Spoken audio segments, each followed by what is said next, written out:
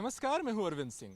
आज की बड़ी खबर यह है कि कुश्ती महासंघ के पूर्व अध्यक्ष और बीजेपी नेता बृजभूषण शरण सिंह को राउज एवेन्यू कोर्ट ने बरी कर दिया है। उन पर 6 महिला पहलवानों की ओर से यौन शोषण के आरोप लगाए गए थे। कोर्ट ने इस मामले में उनके सह आरोपी रहे विनोद तोमर को भी बरी कर दिया है। ये एक ऐसा मामला था जिसने 3 साल पहले बहुत सुर्खियां बटोरी थी। जनवरी 2023 की बात है, जब महिला पहलवानों की ओर से यौन शोषण के आरोप लगाए गए थे।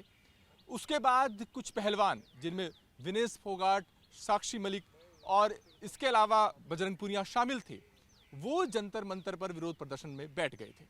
मामला फिर सुप्रीम कोर्ट तक आया था और सुप्रीम कोर्ट के दखल के बाद इस मामले में 2 एफआईआर पुलिस की ओर से दर्ज की गई थी। पहली एफआईआर एक नाबालिग पहलवान की ओर से दायर शिकायत पर थी और दूसरी एफआईआर 6 महिला पहलवानों की ओर से दायर की गई थी। जहां तक नाबालिग महिला पहलवान की ओर से दायर केस का सवाल है, उसका मामला पटियाला हाउस कोर्ट में चला था।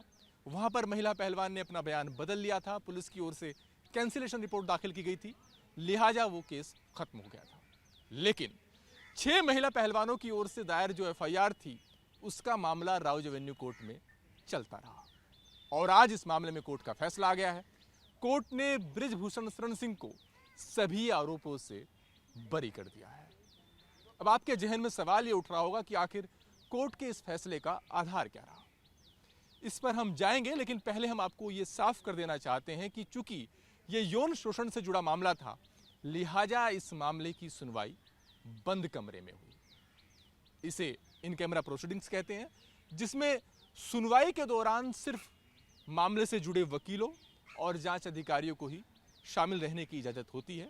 मीडिया कर्मियों को या फिर बाहर के लोगों को इस तरह के मामलों में सुनवाई के दौरान मौजूद रहने की इजाजत नहीं होती। आज भी जो कोर्ट का फैसला पढ़ा गया, वो भी बंद कमरे में ही जज ने अपना फैसला पढ़ा। लिहाजा हम जो आपको जानकारी दे रहे हैं, वो अपने सूत्रों के हवाले से दे रहे हैं।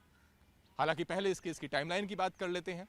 तकरीबन 3 साल पहले इस मामले में आरोप लगाए गए। मई 2024 में इस मामले में कोर्ट ने आरोप तय किए थे और कोर्ट ने जो आरोप तय किए थे, उनमें आईपीसी की धारा 354A यानी यौन उत्पीड़न और आईपीसी की धारा 354 यानी किसी महिला के सम्मान को चोट पहुंचाने के मकसद से उस पर हमला करना या आपराधिक बल का इस्तेमाल करना, इन 2 धाराओं के तहत उन पर आरोप तय हुए थे। उसके बाद इस मामले को लेकर के ट्रायल चला। ट्रायल के दौरान जो बचाव पक्ष यानी बृजभूषण शरण सिंह की तरफ से जो वकील पेश हुए, उनकी जो सबसे बड़ी दलील थी वो यही थी कि इस मामले में शिकायतकर्ता महिला पहलवानों के बयानों में विरोधाभास है। उनका ये कहना था कि इस मामले में महिला पहलवानों ने कई बार अपने बयान को बदला, घटना की टाइमिंग को लेकर, घटना की जगह को लेकर बार बार बयानों को बदला गया और कुछ बयानों में तो उन जगहों का जिक्र किया गया जहां पर बृजभूषण शरण सिंह मौजूद ही नहीं थे। हालांकि जहां तक महिला पहलवानों की ओर से पेश वकीलों का सवाल है, उनका यह कहना था कि इस मामले में आरोप तय होने के बाद से लेकर आगे जीरे तक महिला पहलवानों के बयान एक जैसे रहे। उनकी तरफ से जो वकील पेश हुई रेबिका जॉन, उनकी तरफ से कहा गया कि यह हो सकता है कि कुछ, चूंकि घटना बहुत पुरानी थी, 7-8 साल पुरानी घटनाएं हैं, लिहाजा घटना की टाइमिंग और वक्त को लेकर थोड़ी बहुत भूल हो सकती है, थोड़ा बहुत इधर उधर हो सकता है। लेकिन जहां तक यौन उत्पीड़न की घटना का सवाल है, मूल घटना का सवाल है, उसको लेकर उनके बयान एक जैसे थे और क्रॉस एग्जामिनेशन के दौरान भी वो अपने बयानों पर टिकी रहे। उनका यह भी कहना था कि इस मामले में चूंकि बृजभूषण शरण सिंह प्रभावशाली आदमी है, रसूखदार आदमी है और इस मामले में महिला पहलवान शिकायतकर्ता ग्रामीण पृष्ठभूमि से हैं, लिहाजा ऐसे में इस बात की संभावना समझ में आती है कि वो उनके रसूख में, उनके दबाव के प्रभाव में आकर शुरुआत में महिला पहलवानों ने इस मामले में अपनी शिकायत दर्ज नहीं कराई, अपनी आवाज नहीं उठाई। तो दोनों पक्षों की तरफ से जो दलीलें रखी गई वो कोर्ट के सामने ये थी।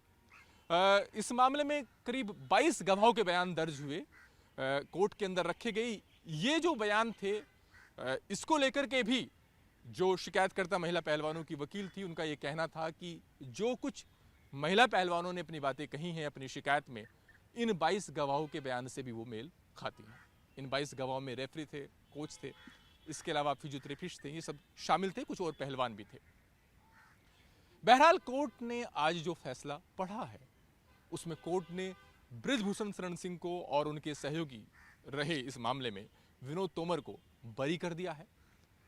जाहिर तौर पर अगर पुलिस चाहे तो इस फैसले के खिलाफ हाईकोर्ट का रुख कर सकती है, लेकिन विवादों में रहे बृजभूषण शरण सिंह के लिए निश्चित तौर पर आज का दिन एक बड़ी राहत की बात है। इस फैसले के तुरंत बाद जब हमने उनसे बात करनी चाहिए तो उनका यह कहना था कि उनका इस मामले को लेकर के मानना था कि अगर दोष साबित हो जाएगा तो वो फांसी पर लटक जाएंगे, लेकिन आज उनका यह कहना है कि कोर्ट से उन्हें बरी कर दिया गया है। ये उनके लिए और उनके समर्थकों के लिए एक बड़ी खुशी का विषय है। कैमरा पर्सन नरेंद्र के साथ अरविंद सिंह, जी मीडिया, दिल्ली।